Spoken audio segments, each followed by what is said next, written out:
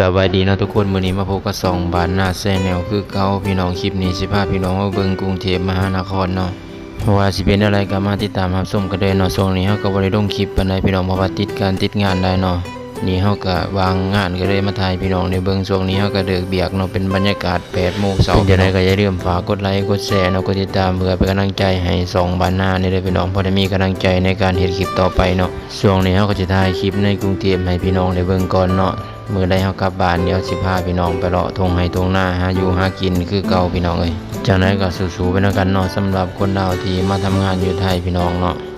เฮากลับบ้านก็สิประมาณปีละครั้งปีละเทื่อว่าซั่นพี่น้องเอ้ยบางคนก็อาจสิบ่ได้กลับเนาะเพราะว่าคำว่าหน้าที่หรือว่าภาระครอบครัวหลายก็อาจสิบ่ได้กลับพี่น้องเอ้ยจังได๋ก็สู้ๆเนาะทางเฮาก็สิเป็นกำลังใจให้ทุกคนไปเนาะพี่น้องเนาะบ่เว้าหลายใหญ่ห่างเดี๋ยวสิพาพี่น้องมาชมบรรยากาศที่กรุงเทพมหานครเนาะก็ถือว่ากว้างใหญ่ไพศาลพี่น้องเฮาก็สิมาเข้ามาเฮ็ดงานอยู่นี่ประจำพี่น้องเอ้ยสำหรับท่านใดที่เบิ่งคลิปมาฮอดนี่ก็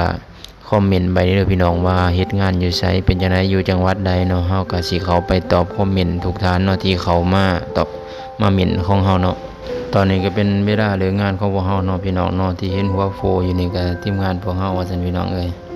ในบรรยากาศกรุงเทพมหานครพี่น้องเอ้ย